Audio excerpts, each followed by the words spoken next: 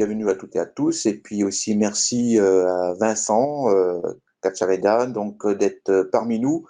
Vincent qui représente la société SmartChain et qui est un expert dans le secteur de la blockchain. Alors Vincent, écoute, je te propose de te présenter qui tu es Yes, avec et plaisir. de rentrer dans le vif du sujet. Je te laisse la parole. Super. En tout cas, merci Jean-Luc. Ça fait plaisir de pouvoir discuter avec vous tous aujourd'hui. C'est vrai qu'on discute en bilatéral depuis un certain temps et c'est l'occasion de parler un peu avec du monde. Donc c'est vrai que moi personnellement, donc, je suis consultant et formateur spécialisé sur les technologies blockchain et plus largement sur ce que j'aime appeler la transformation blockchain. Donc c'est-à-dire comment est-ce qu'on intègre la technologie dans le cadre plus large de la transformation numérique d'une organisation et comment on vient la réfléchir en convergence avec toutes les autres technologies qui commencent à sortir, donc l'IA, l'IoT, la RPA et j'en passe. Avec Smart Chain, j'interviens principalement sur deux dimensions. Il y a une dimension de conseil où j'ai un rôle qui consiste à faire le pont entre le monde de la blockchain qui peut être assez difficile à appréhender et l'économie traditionnelle, les acteurs traditionnels. Et un deuxième pan qui est la formation où je vais piloter les activités de formation, tant académiques que professionnelles. Donc Smart Chain, en deux mots, qui on est. Donc on a un cabinet de conseil et de développement spécialisé sur les technologies blockchain. Aujourd'hui, on accompagne des acteurs publics et privés pour, d'une part, donc, identifier les enjeux métiers auxquels la blockchain peut apporter une réponse pertinente. D'autre part, la planification et le développement des solutions adaptées au système existant, que ce soit internalisé chez nous ou en externalisation avec des sous-traitants parce que les projets sont d'ampleur. Et l'idée vraiment, c'est donc cet accompagnement long terme pour accompagner la blockchain dans la transformation numérique de l'organisation. Donc c'est un accompagnement très stratégique et ainsi qu'un accompagnement juridique et comptable parce que c'est des sujets qui sont inhérents à tout projet blockchain. Et pour accompagner ces activités de conseil et de développement, donc on a les deux pôles académique, formation dont je vous parlais juste avant, et un pôle de R&D. On a plusieurs chercheurs qui travaillent avec nous et des partenaires avec des centres de recherche pour faire avancer l'état de l'art et travailler sur des sujets assez profonds au niveau des sujets blockchain. Donc, juste une phrase pour résumer, moi je pense que je parle pour Smart Chain et pour l'intégralité des personnes dans Smart Chain. On pense que la blockchain est un excellent levier de performance et de création de valeur, déjà à court terme, mais surtout à moyen terme et long terme. Et on se donne comme mission d'accompagner les dirigeants et quiconque par la main et de les accompagner pour démystifier cette technologie et la réfléchir en fonction de ce qui existe aujourd'hui et des perspectives beaucoup plus globales d'innovation dans le secteur d'activité de nos clients. Voilà, c'était bref, j'ai fait le tour. Très bien. Écoute, merci Vincent pour cette présentation. Et donc, le siège social de SmartChain est basé à Paris, À c'est bien. Paris, c'est ça, à côté de Châtelet, boulevard Sébastopol. Très bien. Bien. Écoutez, ce que je vous propose donc, c'est de vous partager donc un document que j'ai préparé qui va donc traiter du sujet de la formation en ligne. Et puis, on va échanger et puis voilà avec vous tous et puis bien évidemment aussi avec Vincent. Alors, donc, Yes. Et poser un maximum de questions, n'hésitez pas, on est là pour y répondre, l'idée c'est que ce soit surtout une discussion, quoi. tout à fait. Alors, voilà, donc la formation en ligne, et on va parler de la formation en ligne et puis les atouts de la blockchain, puisque pour certaines personnes, ça peut être effectivement un peu compliqué de voir en quoi la blockchain peut intervenir dans le secteur de la formation en ligne. Alors, avant tout, alors, une petite. Voilà. Alors avant tout, je voulais remercier donc les partenaires, hein, les partenaires médias, SmartChain bien évidemment, puis aussi le Cryptopolitain, le journal La Tribune, nos amis de Cryptosphère, l'association Blockchain aussi du Canada, le site d'emploi Jobsora, CMS Crypto, voilà, et puis l'association La Chaîne de Blocs. Voilà, donc on remercie pour avoir participé à la promotion de ce webinaire. Alors, quelques mots sur Wallcrypt. Wallcrypt, c'est effectivement donc un journal d'actualité, essentiellement dédié à l'emploi, l'éducation et la formation, et là aussi la business intelligence, sur vraiment donc tout ce qui va toucher à la blockchain et son écosystème. Voilà, donc ça c'est vraiment, et pour ça, nous avons créé le site internet qui s'appelle worldcrypt.com, où là, on va retrouver de l'actualité vraiment sur l'éducation, la formation et l'emploi dans ce secteur. Ah, nous avons aussi lancé il y a quelque temps donc, un job board, donc c'est un site qui recense des offres d'emploi, de stage aussi. Donc pour les étudiants qui cherchent un stage entreprise, ils peuvent déposer gratuitement leur CV et les entreprises peuvent déposer gratuitement leurs offres d'emploi et aussi leurs recherches de stage. Donc n'hésitez pas, allez-y, c'est jobs.wallclip.com, c'est complètement gratuit.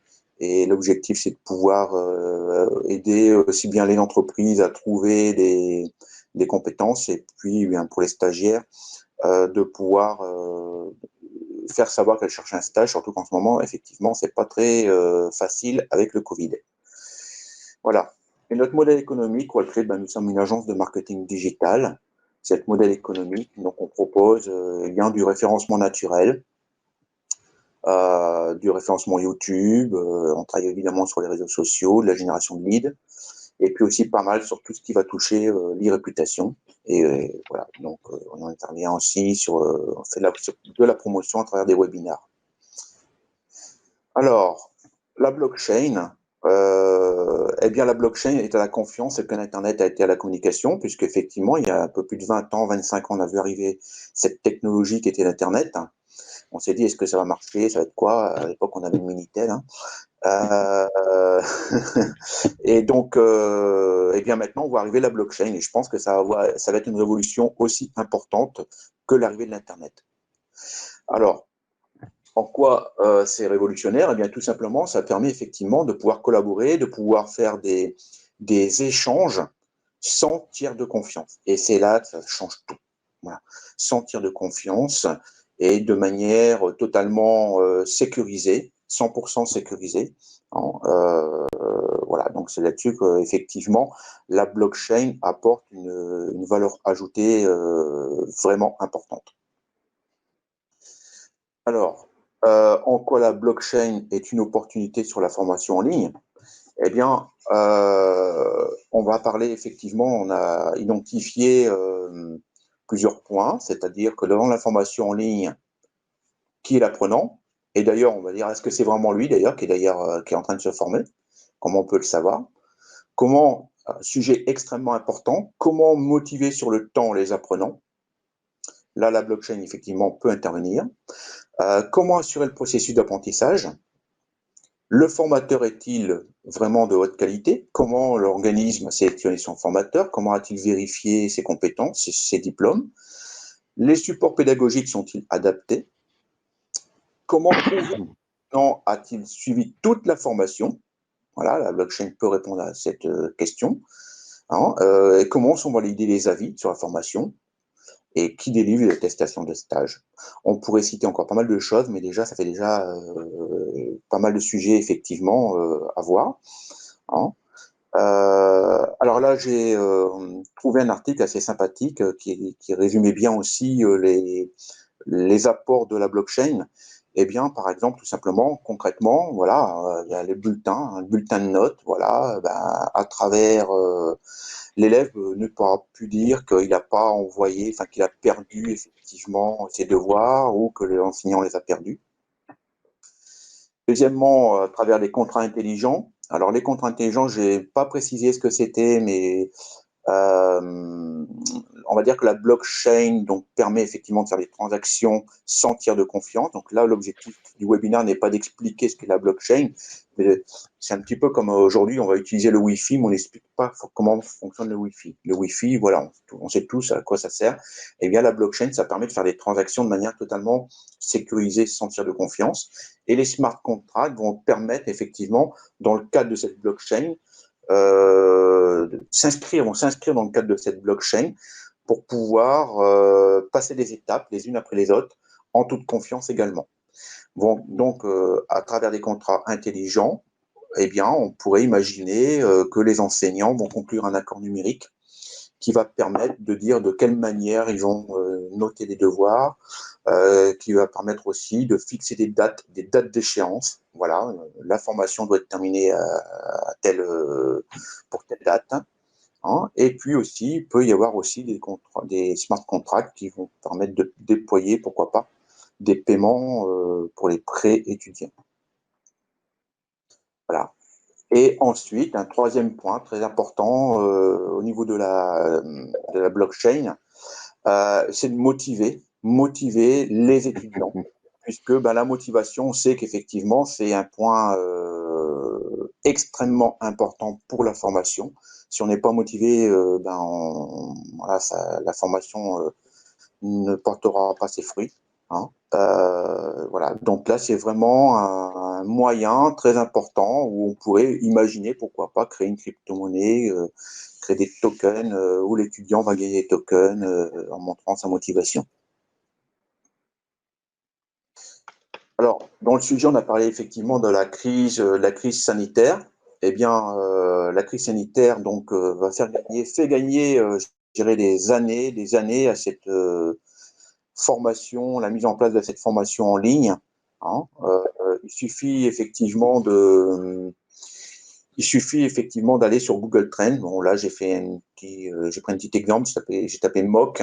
Voilà, MOOC en France. Il suffit de voir au mois de mars le pic qu'il y a pu y avoir sur l'intérêt. On était tous confinés pendant 2 mois, et puis les gens se sont dit, là, qu'est-ce que je vais faire pendant 2 mois? Je vais en profiter, je vais me former en ligne. Voilà, donc on voit effectivement ce pic qui est très net en ce qui concerne, je dirais, les MOOC.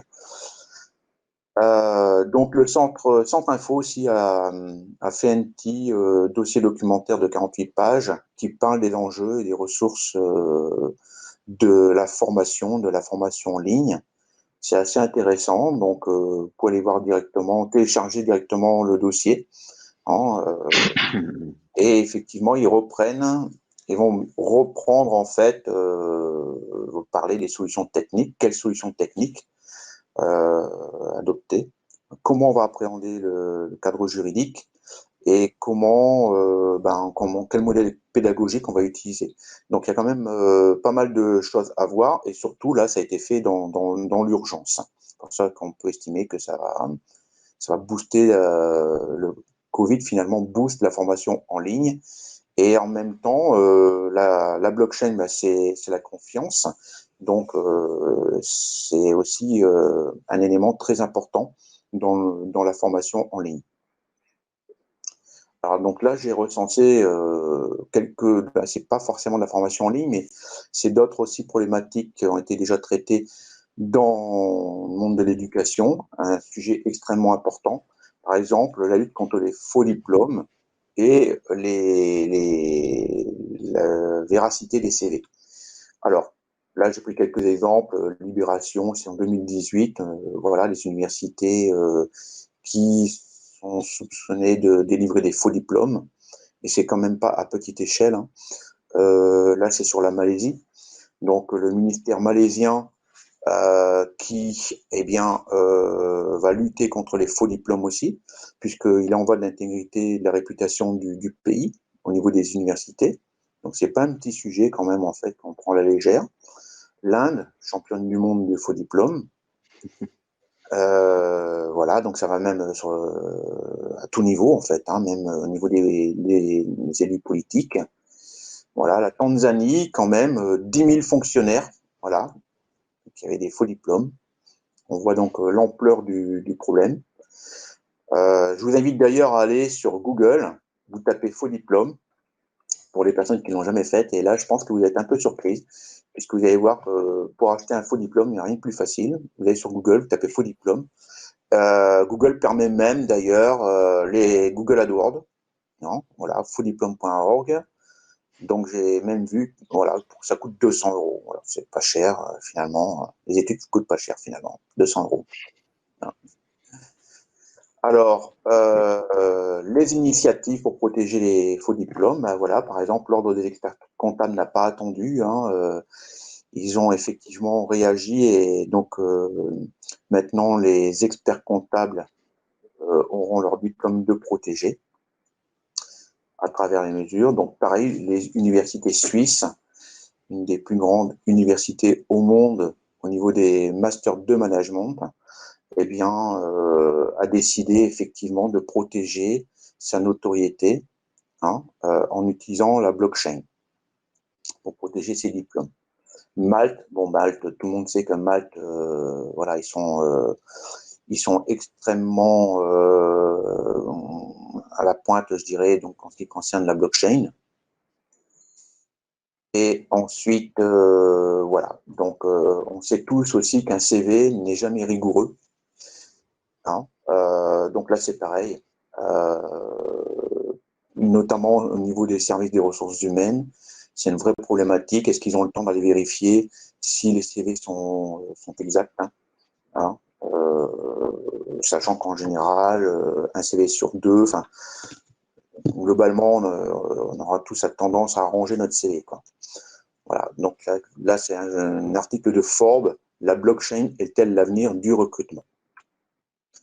Voilà. Donc là, j'ai mis un exemple d'une application qui a été développée pour faire en sorte, pour prouver que tout ce qui est sur son CV est exact, soit exact. Là, sur une petite infographie que j'ai trouvée aussi pour 2030, voilà, donc les CV de demain. Donc, qui dit bien qu'effectivement, faire son propre CV soi-même et l'envoyer, je pense que dans quelques temps, ça sera plus vraiment comme ça que ça va se passer. Voilà. Et donc là, on va parler de l'authentification, effectivement, des diplômes. On dit que c'est gérer, authentifier votre diplôme et vos CV, c'est gérer votre identité professionnelle et votre réputation. Et c'est vraiment, vraiment important. Super. Peut-être que tu veux que je reprenne la main ou sur la partie identité, ou je te laisse finir, Jean-Luc? Voilà. Et je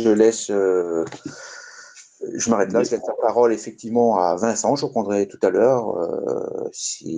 Voilà. Donc, Super. Vincent, je te laisse t'exprimer sur tout ça.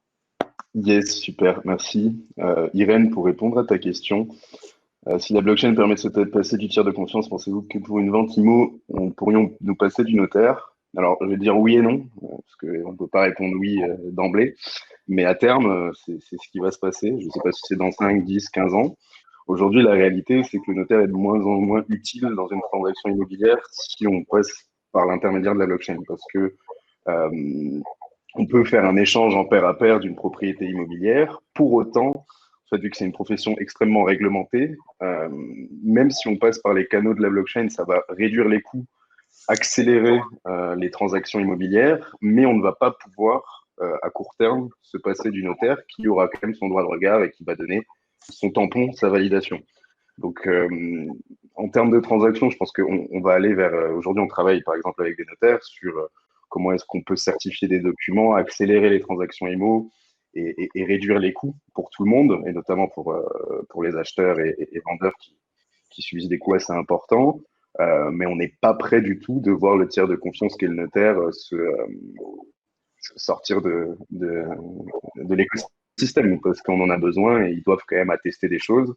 Tout ça parce que c'est aussi des contraintes réglementaires.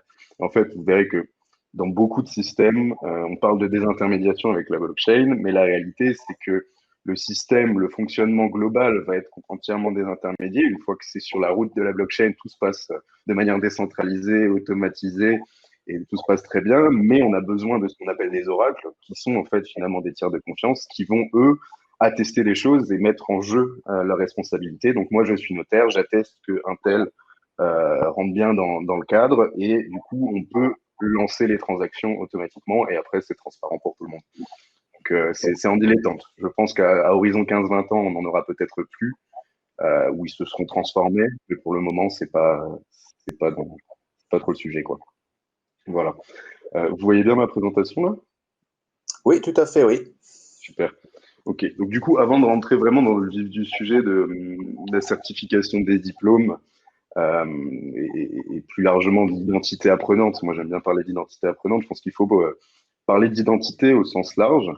Euh, Jean-Luc parlait d'Internet tout à l'heure. C'est vrai qu'aujourd'hui, vous n'êtes pas sans savoir que nos identités sont de plus en plus liées à des données qui peuvent ne pas être exactes ou ne pas être conservées en sécurité. En réalité, les garants de notre identité sont, un, l'État pour notre identité civile, si je puis dire, les banques pour notre identité bancaire et les géants de l'Internet, Amazon, Facebook et basiquement toutes les plateformes que nous utilisons tous les jours. Ce sont eux qui possèdent nos données et ce sont eux qui possèdent notre identité finalement. Donc, mis à part les risques de sécurité et d'utilisation des données à des fins non voulues, il y a d'autres freins. On a des données qui sont présentes à plein d'endroits en même temps. On doit re-rentrer des données à chaque fois et on est sursollicité pour mettre à jour ces données. Et finalement, on se rend compte que le processus n'est juste pas efficient.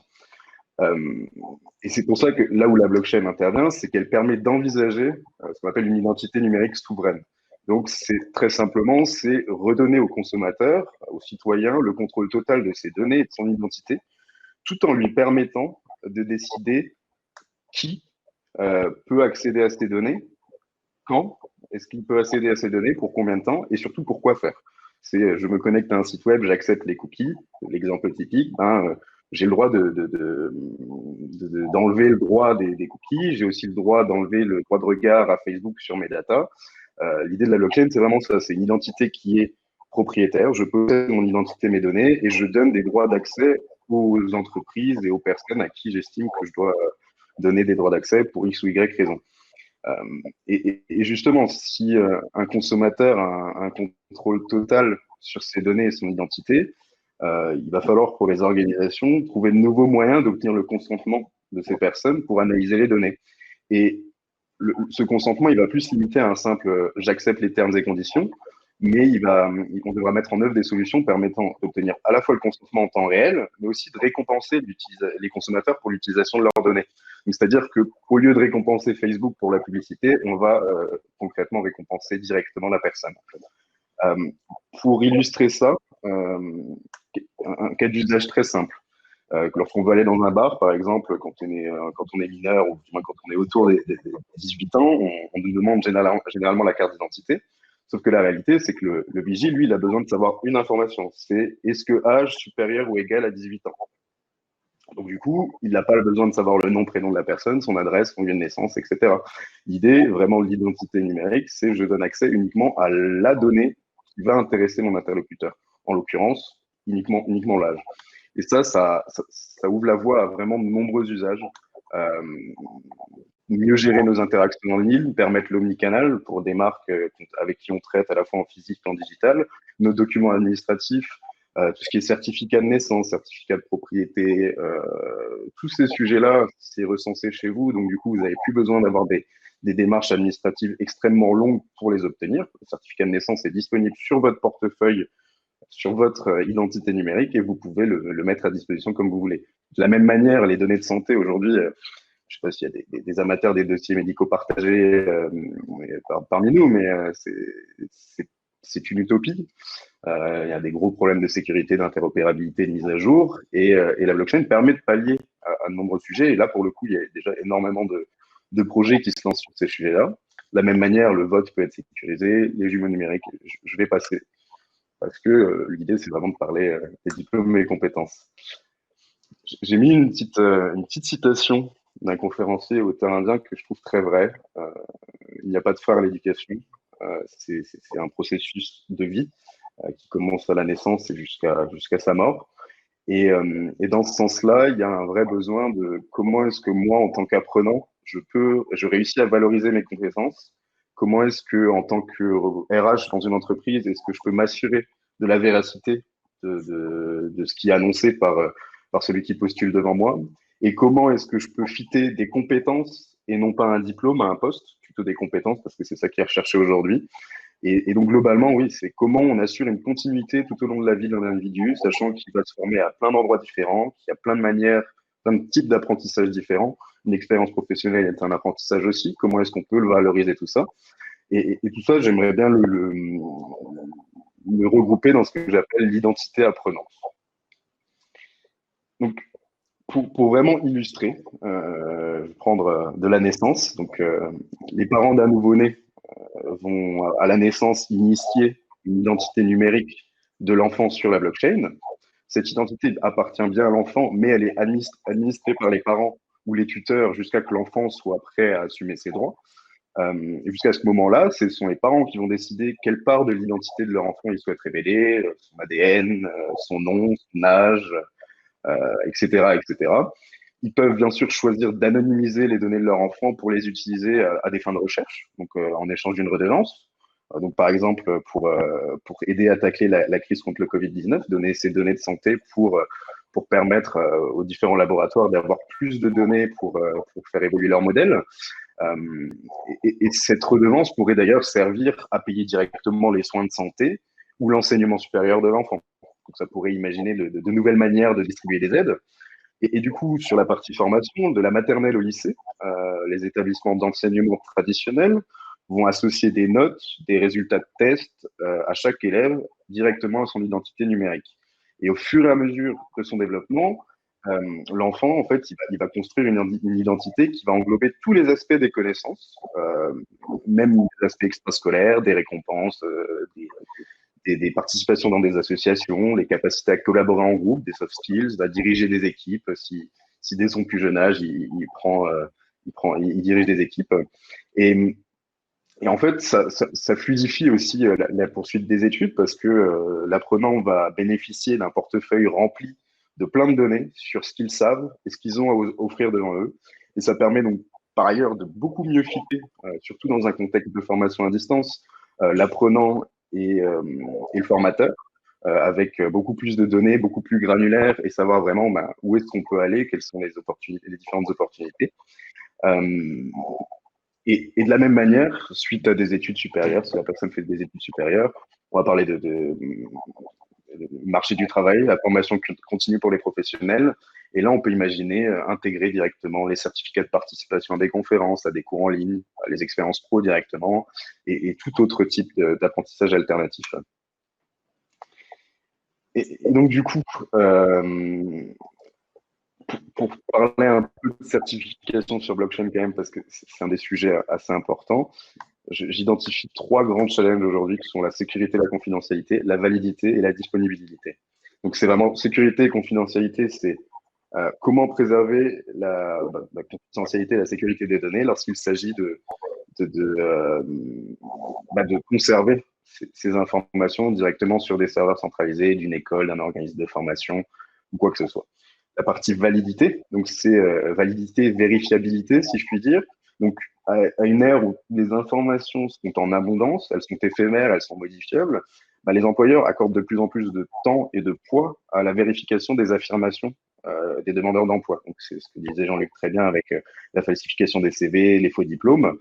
Aujourd'hui, on a un vrai besoin de pouvoir vérifier très facilement, très rapidement si oui ou non la personne en face de nous dit bien la vérité, est-ce qu'il a bien ce diplôme ou non. Et la partie disponibilité, ça rejoint cette capacité de vérifier quasiment en temps réel l'intégrité d'un document. Et c'est ça que va permettre la blockchain. Et la granularité aussi, c'est vrai. Le fait de certifier des informations sur blockchain permet donc d'imaginer certifier beaucoup plus de choses. Allez, je pense que vous êtes tous plus ou moins au fait des démarches Open Badge, par exemple. Open Badge, pardon. Aujourd'hui, dans les groupes de réflexion, on discute beaucoup de la technologie blockchain justement pour garantir l'intégrité des micro-certifications qui sont données sur des soft skills, sur des profils de compétences divers et variés. Donc, les certificats ancrés dans la blockchain sont garantis, intègres et vérifiables instantanément par les parties prenantes autorisées. Donc, ça peut être employeur, gouvernement, école ou un ami qui veut vérifier que vous avez bien eu un diplôme, le diplôme que vous prenez avoir eu. Et attention, ça c'est très important, la blockchain permet aux apprenants d'être maîtres de leurs données, mais en aucun cas d'altérer les notes, diplômes ou certifications. Il faut savoir il y a un organisme qui aujourd'hui est le tiers qui va certifier un diplôme, certifier une compétence, un formateur, un organisme, une université, qui va émettre ce certificat et qui va le donner dans la main de son étudiant, qui lui ne va plus pouvoir y toucher. Il pourra s'en servir, donner les droits d'accès, mais il ne va pas pouvoir y toucher a posteriori et il ne pourra certainement pas dire qu'il a eu changer ses notes directement dessus. Quelques autres usages, et je pense qu'on pourra les aborder plutôt dans une phase question-réponse, mais ça rejoint beaucoup cet aspect de certification, d'intégrité des avis clients aussi, des avis apprenants. On peut faire du scoring des formations en ligne, des formateurs. Ce que disait Jean-Luc très bien, les tokens comme incitation positive à l'apprentissage. Je sais qu'il y a beaucoup d'organismes aujourd'hui, notamment qui font du full online et qui ont beaucoup de mal à inciter leurs apprenants à aller au bout du cursus, ou du moins à aller assez rapidement au bout du cursus. Et c'est une problématique derrière business de cash flow, surtout si le paiement se fait à terme. Là, on peut imaginer des mécanismes où on va récompenser les actions vertueuses, donc aller plus vite pour finir un cours, finir un QCM, ce genre de choses. La partie financement des formations, c'est un sujet à part entière, mais c'est comment est-ce qu'on peut accompagner le financement des formations, notamment dans les pays en voie de développement, où on a des jeunes qui ont énormément de mal à accéder à la formation, du moins à la formation secondaire ou universitaire. Là, on peut imaginer de nouveaux mécanismes qui permettent directement, moi, Vincent, de financer les études de quelqu'un, et surtout d'avoir une transparence et un suivi de qu'est-ce que fait la personne et où elle va. De la même manière, on peut certifier des documents sur blockchain, on va certifier donc un diplôme, mais on peut certifier sous propriété intellectuelle des droits d'auteur. Et ça, c'est un réel intérêt. Aujourd'hui, on travaille par exemple sur des sujets de certifier des œuvres d'art pour assurer que oui, c'est bien lui qui a produit cette œuvre-là, il y a une preuve d'antériorité et il peut faire valoir ses droits. Et de la même manière, donc on rejoint un peu le token comme incitation cognitive, mais dans un contexte où on fait avancer la recherche, aujourd'hui, il est nécessaire de trouver des solutions pour faire avancer plus vite la recherche. Et pour ce faire, en fait, il faut arriver à des systèmes où on arrive à mieux collaborer. Et donc, il faut inciter les producteurs de contenu, distributeurs de contenu, à travailler ensemble et surtout à récompenser les bonnes personnes, ceux qui ont vraiment participé. Et en alliant propriété intellectuelle, droit d'auteur et des systèmes incitatifs, on peut imaginer une collaboration à grande échelle sur des sujets où, par exemple, si on prend l'exemple actuel de la crise du Covid-19, on pourrait imaginer que des chercheurs travaillent ensemble sur un vaccin plutôt que de travailler en silo, chacun dans son laboratoire. Donc, c'est créer une forme d'intelligence collective. Voilà, j'ai fait un tour rapide. Je vais laisser reprendre la main à Jean-Luc, et si vous avez des questions, avec plaisir. Oui, alors donc il y a eu deux questions entre-temps, une d'Irène, voilà, sur l'identité numérique, combien de temps il va falloir attendre pour pouvoir... c'est une bonne question. Ouais. Bon, tu veux y répondre ou j'y réponds? Moi, il n'y a pas de problème. Alors, Si, je hein, pense que en fait, la certification de documents de diplôme, ça, c'est déjà une réalité et on voilà, y est. ça existe déjà, Derrière, effectivement. venir agréger tous ces sujets sur une identité propre, c'est un tout autre projet, et ça demande beaucoup de coordination et de standardisation au niveau étatique avec les acteurs publics, privés. C'est quelque chose qui est discuté aujourd'hui au niveau européen. Il y a des démarches qui sont faites, il y a des groupes de travail. On en est encore très loin parce qu'on est beaucoup, malheureusement, et c'est souvent comme ça, dans des considérations politiques, où il y a beaucoup d'échanges, mais on ne fait pas forcément avancer le schmilblick. Mais pour autant, il y a des groupes de réflexion qui travaillent sur ce sujet-là et qui essaient de proposer des frameworks à minima techniques qui permettent d'imaginer ce type d'identité numérique. Mais de là à l'avoir se généraliser, franchement, on n'y est pas. Et je vais te répondre de la même manière que je t'ai répondu pour les tiers de confiance et l'immobilier, type notaire. On en reparle dans 10 ans. On en reparle dans 10 ans, et je pense que c'est pour tirer un peu le parallèle avec l'Internet. Les réseaux sociaux sont arrivés quand même assez tard dans l'ère de l'Internet, et ça a été vraiment une des grandes révolutions qui a fait accélérer énormément de choses, qui a permis à beaucoup de business de se créer, de se rendre visible, plus que par le réseau de recherche, ou du moins différemment. Et je pense qu'il faut réfléchir la blockchain aussi comme ça. Souvent, moi, je parle du framework à 3 horizons. Il y a 3 horizons d'innovation, et là, on est plutôt pour l'identité numérique sur le 3e, et on tire même vers le 4e. Très bien, bah, écoute, voilà, est-ce qu'on pourrait dire effectivement, il y a beaucoup d'initiatives, je dirais, isolées, qui sont très pratiques, hein, déjà, hein, il faut, voilà, aujourd'hui, la certification de diplôme, voilà, c'est plus, on l'imagine plus, hein, ça fonctionne, il y a déjà des entreprises qui ont lancé ça et ça fonctionne très bien, voilà, pareil pour les CV. On peut parler tout à l'heure, tu parlais aussi, ça peut être intéressant aussi pour s'il y a des formateurs ou des enseignants parmi nous, la protection aussi, je dirais, des supports de cours, hein, protection intellectuelle. Tout ça, ça fonctionne déjà. On peut déjà le protéger. Maintenant, effectivement, harmoniser tout ça, ça va être, là, si on parle d'identité numérique, ça va être un peu plus, à mon avis, on va rentrer effectivement dans la considération politique, hein. Il va falloir que tout le monde se mette d'accord là-dessus. Mais quand même, malgré tout, voilà, faut savoir que la blockchain aujourd'hui, c'est du concret, quoi. Voilà, ça fonctionne déjà. Il y a déjà, hein, c'est surtout ça qu'il faut, je dirais, prendre en compte. On n'en est plus à d'expérimentation. Enfin, il y a d'expérimentation, bien évidemment, mais il y a déjà pas mal de projets qui fonctionnent et qui en vivent, quoi. Voilà. Super. Si je peux répondre à la question de Bilal, comment la blockchain peut garantir l'unicité de vote par personne? En gros, ce qu'il faut comprendre, c'est que pour se connecter, on va dire, à une blockchain, si on imagine une blockchain pour le vote, donc pour le vote aux élections présidentielles, ce qui va se passer, c'est que Pour les chaque élections personne. par exemple. Pardon? Pour Tu dis les quoi? élections américaines, par exemple. J'ai entendu qu'il commençait à réfléchir à la blockchain Ethereum, peut-être. Je suis pas sûr, mais on verra. C'est vraiment en fait, chaque personne a un moyen de s'identifier vis-à-vis de l'État, par exemple notre numéro je sais pas, fiscal. Donc tout le monde va recevoir un token, un jeton qui va représenter un droit de vote. Et ce jeton, au moment du vote, par exemple, si je décide de voter pour Joe Biden, j'en sais rien, je vais envoyer ce jeton à l'adresse de Joe Biden. Donc, je vais donner mon vote à Joe Biden et on va avoir la traçabilité. Et en fait, il n'y a qu'un jeton qui est émis pour moi vis-à-vis de mon identité. Et je suis le seul à connaître ma clé privée, donc l'équivalent de mon mot de passe. Donc, on garantit l'unicité du vote parce qu'un jeton par personne qui est élu. Je ne sais pas si je réponds à ta question. Mais... Et ça, concrètement, ça fonctionne déjà aussi.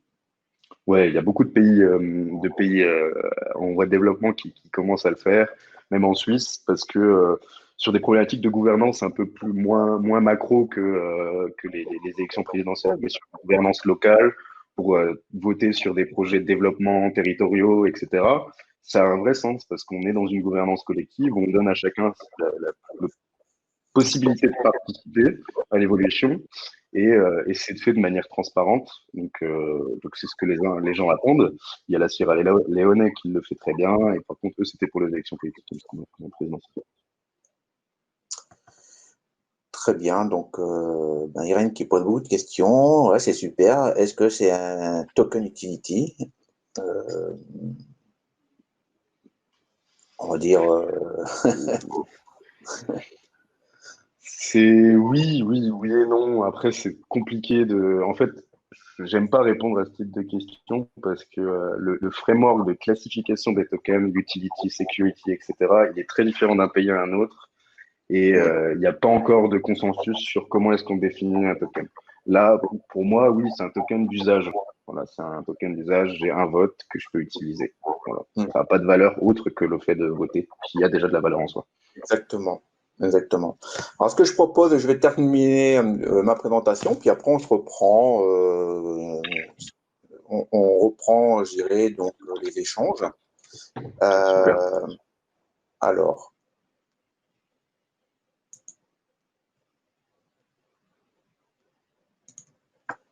partager. Voilà, donc là j'étais sur les intérêts. Est-ce que les universités s'intéressent à la blockchain? Eh bien, oui, on va dire oui, elles s'intéressent à la blockchain. Voilà, j'ai pris comme exemple effectivement Moosbelt University. Donc c'est quand même une initiative extrêmement importante puisque ça représente en fait aujourd'hui 82 universités qui se sont réunies pour travailler sur la blockchain.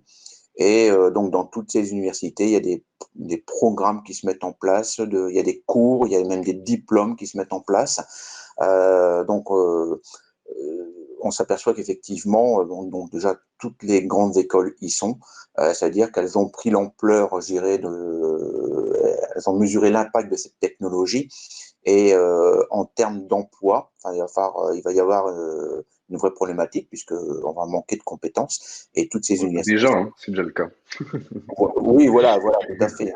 C'est d'ailleurs un peu pour ça que j'ai créé jobs.wallcrypt. Mais voilà, donc il y a une vraie, comment gérer, opportunité d'ailleurs pour les étudiants aussi à se former là-dessus, puis aussi les centres de formation d'ailleurs. Hein. Voilà, Cryptosphère, bah voilà, c'est une initiative étudiante française qu'on suit depuis le début et qui s'est énormément développée. Donc, un groupement d'étudiants très actifs.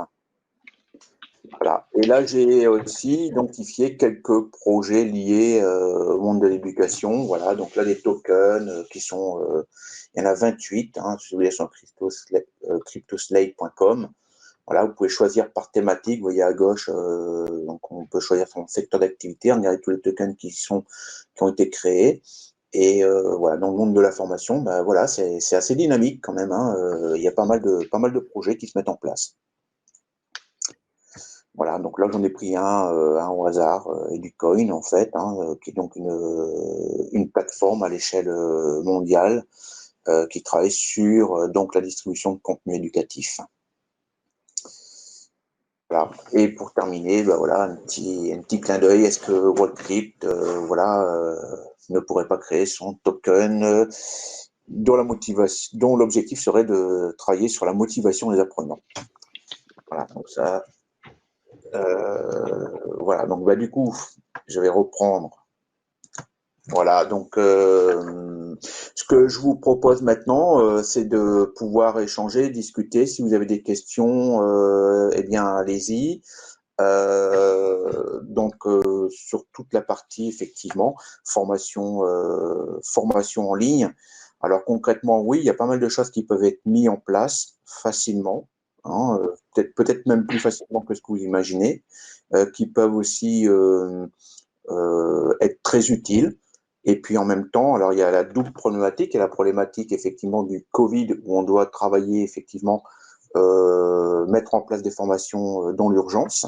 Donc ça, c'est déjà cette problématique à travailler. Et là, effectivement, il y a le choix des plateformes, il y a le choix aussi de la formation des formateurs aussi. Hein, voilà, est-ce que les formateurs sont habitués à utiliser une technologie? Est-ce qu'il y a l'habitude ou pas d'ailleurs d'utiliser ces technologies? Puis après, il y a aussi le côté pédagogique. Hein, comment ils se forment là-dessus? Hein, qu'est-ce qu'il peut y avoir effectivement, qu'est-ce que la blockchain peut apporter. On a fait un tour d'horizon. Hein,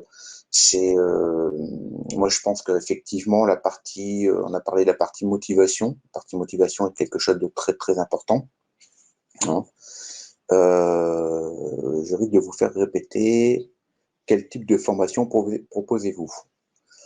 Alors, Moi ouais. ou Jean-Luc? On peut répondre tous les deux si tu veux. Vas-y, je t'en prie. Alors, WorldCrypt, donc c'est un journal d'actualité. Donc, WorldCrypt ne fait pas de formation. Hein. WorldCrypt, c'est un site d'actualité sur l'emploi et la formation spécifique au monde de la blockchain et de la crypto-monnaie. Voilà. L'objectif, c'est de recenser tout ce qui se fait à un endroit donné sur worldcrypt.com.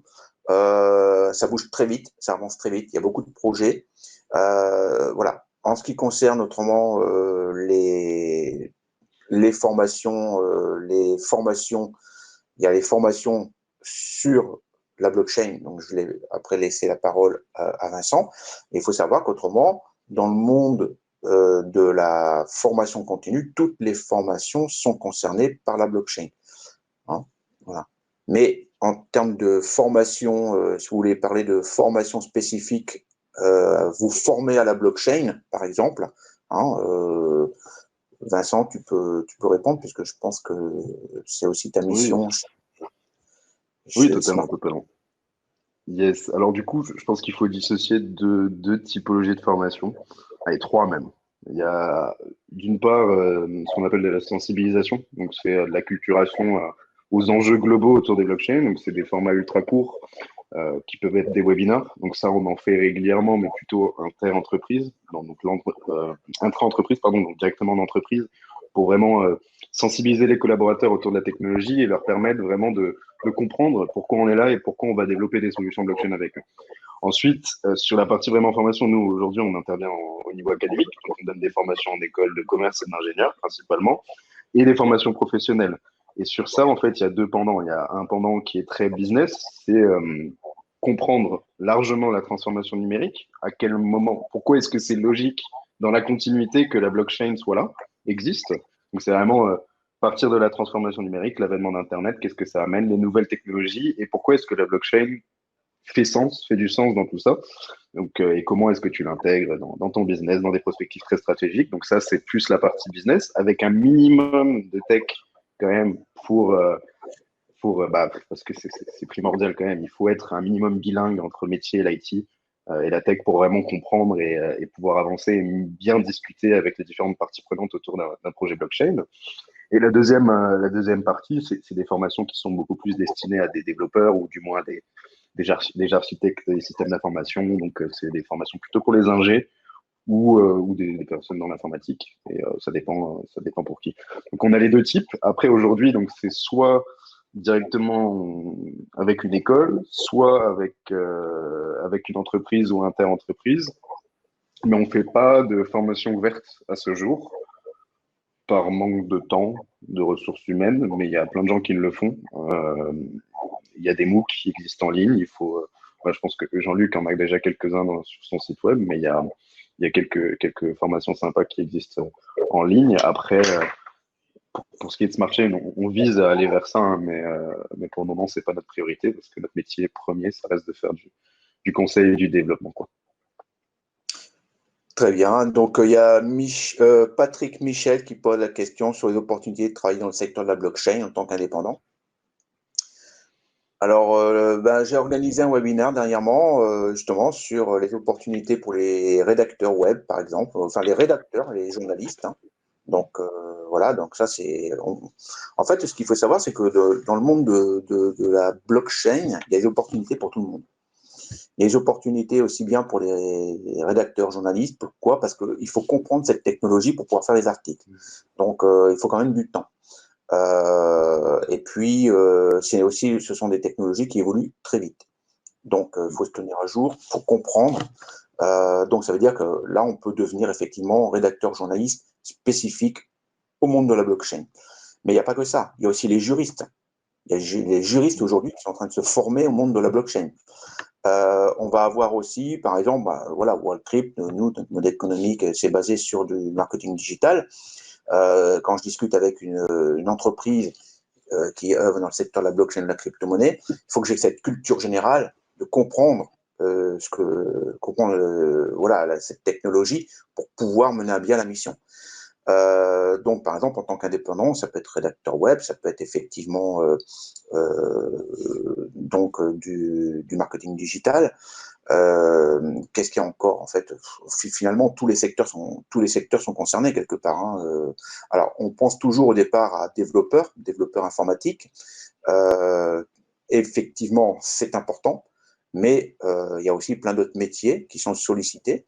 On va parler aussi, par exemple, du monde de la finance, hein. Dans la finance, là, c'est peut-être même d'ailleurs un domaine où ils sont très, très, très en avance, hein, sur le sujet.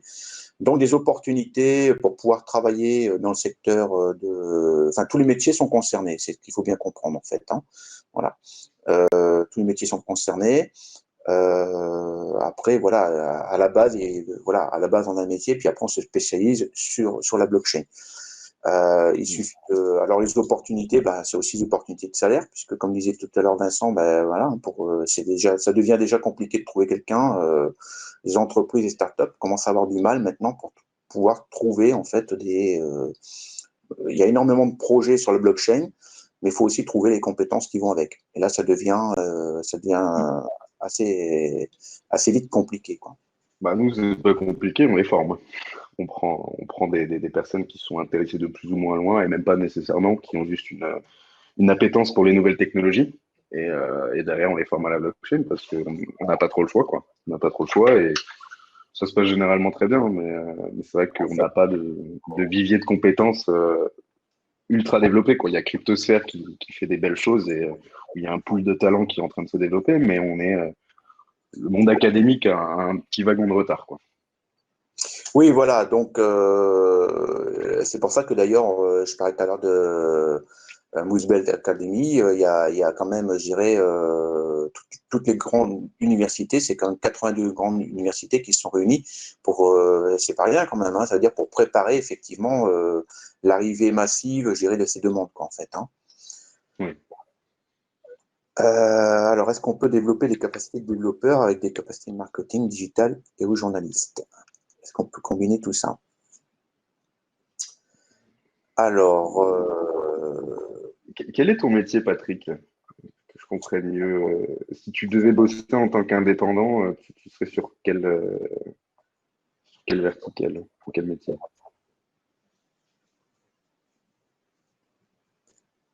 Et Irène, pour répondre à ta question, je ne sais pas si est-ce qu'en France, il y a des. J'ai jamais vu passer de formation sur le domaine juridique et financier focus là-dessus en France. Ça me dit rien. alors, on connaît effectivement des cabinets ou des juristes qui se sont spécialisés dans la Oui, blockchain. Oui, ça oui. D'ailleurs, dans Wallcrypt, on a lancé en fait une rubrique experts et on demande aux experts de bien vouloir s'inscrire. Donc, des juristes dans la rubrique experts de Wallcrypt, vous trouverez effectivement des juristes. À savoir, est-ce qu'ils font de la formation? Ça, par contre, je sais pas. Hein, voilà. ouais. Développeur avec un fort intérêt dans le domaine de la finance. Voilà. Bon, là, effectivement, dans le monde de la finance, il y a de quoi faire, quoi, hein, au niveau de la crypto-monnaie. Ouais. Bah, si t'es dev, Patrick, t'as pas trop de sujets à te faire sur le fait de le faire en indépendant parce que vous êtes la denrée la plus rare et vous êtes surtout la denrée qui peut se permettre d'être indépendant, si je puis dire, parce que une personne qui fait du marketing, encore que ça dépend, mais généralement on va internaliser. Par contre, des développeurs sur des missions ponctuelles, par exemple, nous chez SmartChain, on a des sujets où parfois on a juste pas les ressources en interne et il faut qu'on fasse appel à des développeurs externes. Donc, soit on passe par une structure, par des partenaires directement, ou soit on va passer par des freelances. Et ça, pour toutes les boîtes de conseil qui font du développement aussi et qui produisent des solutions blockchain pour le compte de clients, on a des besoins réguliers et de plus en plus. Et inversement, les clients directement aussi. Typiquement les banques, d'ailleurs, parce qu'ils ont des business units blockchain qui se sont créés, ont des besoins réguliers et ils sont généralement ouverts à faire du freelancing. C'est pas un sujet. Et Après, ça dépend des stacks techniques, quoi. D'ailleurs, on constate qu'effectivement, on parle des banques, mais je pense que globalement, toutes les grandes entreprises développent, je dirais, un pôle blockchain pour pouvoir, je dirais, au moment où vraiment ça va monter en puissance, être prête parce que on va parler quand intégrer la blockchain dans une entreprise, ça bouscule les organisations. Hein, on va parler de gouvernance en fait, hein, finalement, et c'est pas et voilà, c'est quand même alors c'est quand même lourd à mettre en place. Par exemple, on va parler de supply chain, certains secteurs. Voilà, mettre en place, j'irais donc la blockchain, c'est extrêmement pertinent, mais c'est aussi très bouleverser les organisations, revoir les organisations. Voilà. Oui, totalement. Après, ne serait-ce que le sujet de la supply chain, c'est un grand sujet sur lequel on peut débattre pendant des heures, parce que la réalité, c'est qu'aujourd'hui, on entend énormément parler des usages de la techno blockchain pour la traçabilité.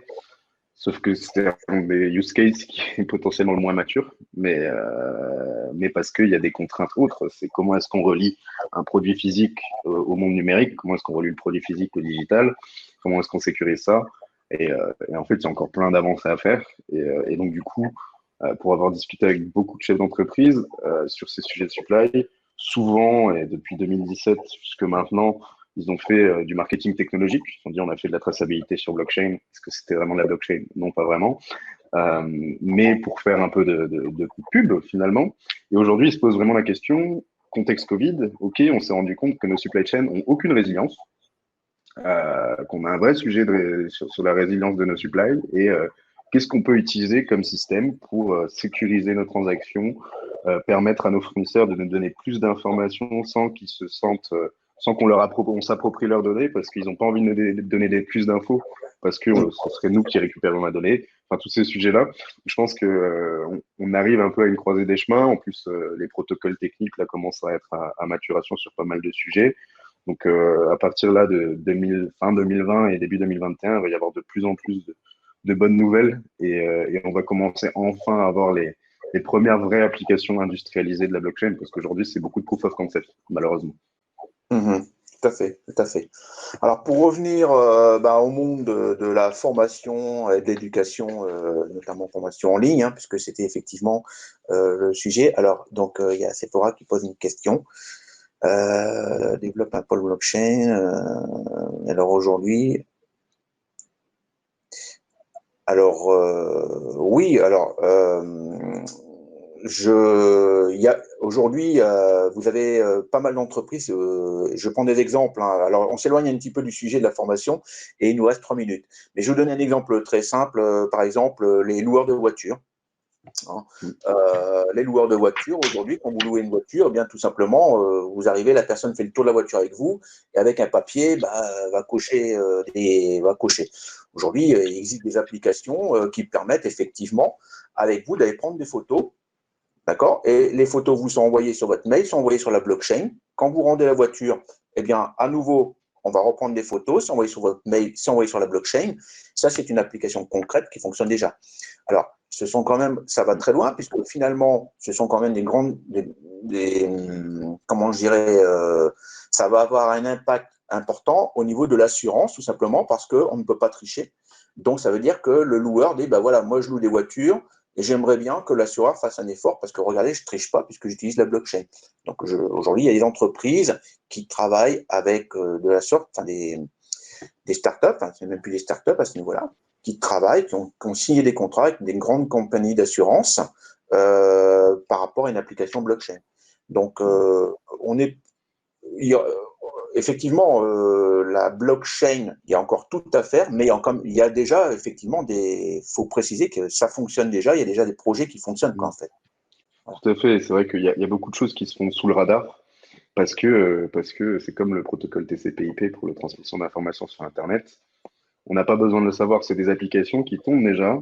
Nous, on fait de la vérification d'intégrité d'avis client, par exemple. C'est un sujet majeur pour un de nos clients qui fait des avis vérifiés, notamment, et qui est une marketplace.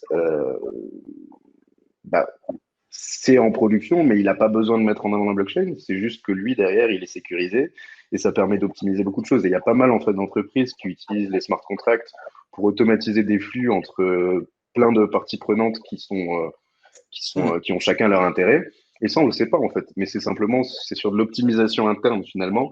C'est juste que les grands usages de la blockchain, ceux qui font la une des journaux, enfin pas forcément des journaux, mais dont tout le monde parle, on est encore loin.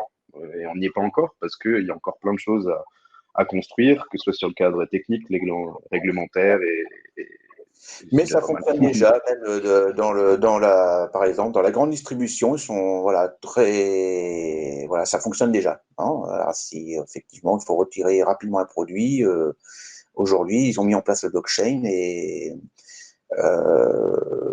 donc c'est quelque chose qui existe. Voilà, on arrive au terme, je dirais, de notre webinaire. On vous remercie toutes et tous d'avoir participé. Vous pouvez retrouver ce webinaire en replay et je le mettrai sur YouTube aussi. N'hésitez pas à nous poser des questions sur LinkedIn. Donc Vincent a laissé ses coordonnées. Autrement, c'est Wallcrypt. On vous remercie tous. Et puis, écoutez, on vous souhaite, je dirais, une bonne continuation, je dirais aussi, et faites attention à vous, je dirais, cette partie court. Et voilà. Merci à tous, en espérant que ce sujet vous a bien plu. Merci à Vincent pour sa participation, et puis aussi, merci à nos partenaires médias. À bientôt. Merci. À très bientôt.